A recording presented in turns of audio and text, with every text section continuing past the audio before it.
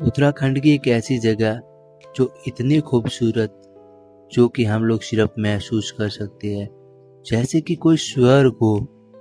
और इतने बड़े बड़े खूबसूरत पहाड़ और इन बादलों के बीचों बीच एक खूबसूरत शिव जी का मंदिर है।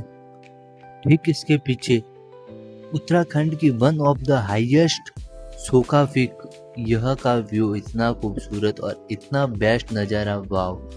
लेकिन हेवन तक पहुंचना काफी हमारे लिए आसान था।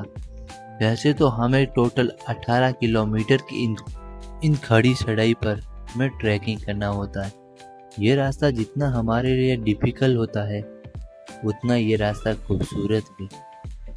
और कहाँ पर हम लोग रुकने वाले थे जब इतने खूबसूरत झरने और इन छोटे छोटे वाटरफॉल, कोई कितने बड़ा वाटरफॉल, कोई इतना बड़ा वाटरफॉल, जो कहाँ पर इन सभी वाटरफॉल को देख के, और मैंने मेरी ज़िंदगी में इतनी खूबसूरत व्यू कभी नहीं देखा। तब मैं अपनी ट्रैकिंग करता हूँ इधर से स्टार्ट, और इन खूबसूरत ट्रैकिंग और इन खूबसूरत पेड़ों के बीचों से गुजरना, वाव, जो कि बहुत अच्छा था।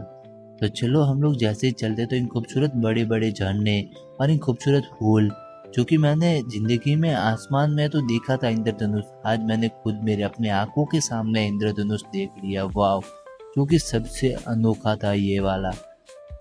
लेकिन करीबन हजारों लोगों की पॉपुलेशन वाला यह एक छोटा सा गांव, जो वैली का एक लास्ट विलेज है,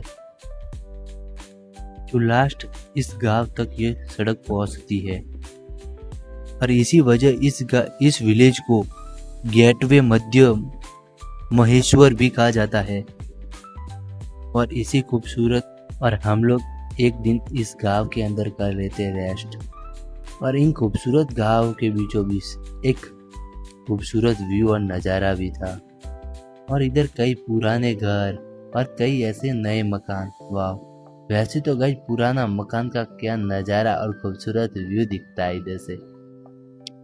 और इन खूबसूरत व्यू, और जैसे ही हम लोग इधर से हमारी ट्रैकिंग करते हैं स्टार्ट, तो इधर से हमारी मंजिल हमें सामने ही दिखती है, जो कम से कम 18 किलोमीटर की हमें ट्रैकिंग करनी होती है। कहाँ पर ये सब आसान था, वैसे तो बहुत डिफिकल्ट भी था। जैसे हम लोग आगे चलते हैं, इन डिफिकल्ट रास्तों के बीचों बीच एक खूबसूरत जगह भी आती जाती है। और इन खूबसूरत वाटरफॉल और इन खूबसूरत झरनों के बीचों बीच, वाह, जो मेरे ज़िंदगी में कभी इतनी खूबसूरत व्यू और नज़ारा नहीं देखा था, जो आज मैं इधर आके देख रहा हूँ।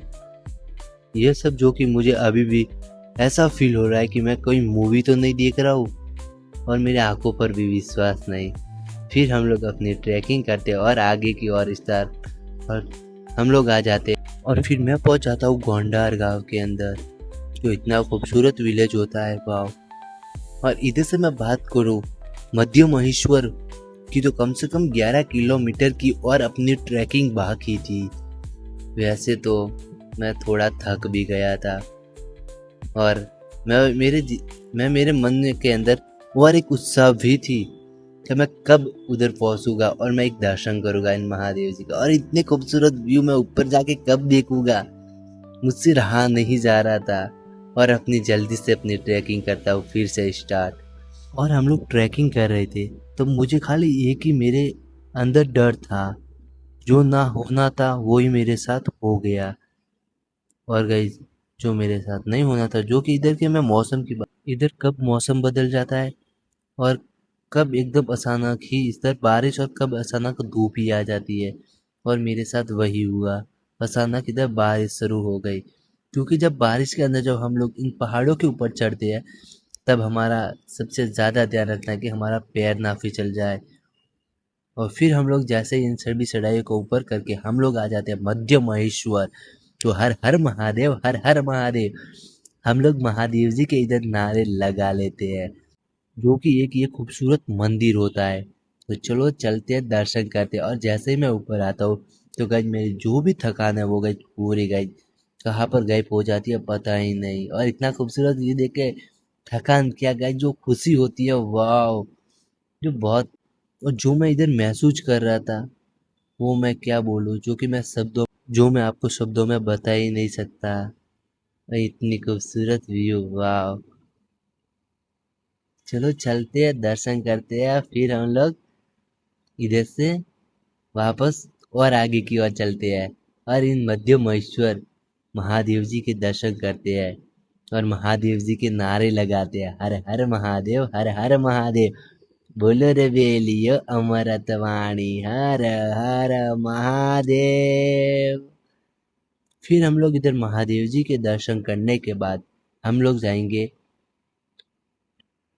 इधर दर्शन करने के बाद हम लोग अपने 2 किलोमीटर और आगे जो कि बूढ़ा महेश्वर महादेव के दर्शन करने जाएंगे, जो कि सबसे पुराना मंदिर वही मंदिर है। और इन खूबसूरत इतनी पहाड़ी के ऊपर इन सबसे खूबसूरत ट्रैकिंग और इन खूबसूरत इतनी खूबसूरत रोशनी, जो मैंने सिर्फ बोला ना मूवी में ये सीन देखा था। और इन खूबसूरत पर्वतों के पीछे ही एक खूबसूरत वाइट पर्वत, जो मतलब पूरी बर्फ से ढका हुआ।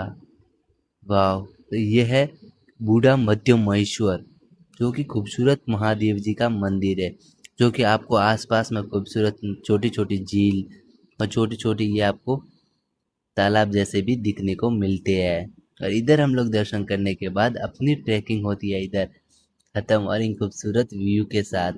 वाह, मुझे बहुत अच्छा लगा। आपको इस टाइप की और वीडियो मिलती रहेगी। जय हिंद दोस्तों।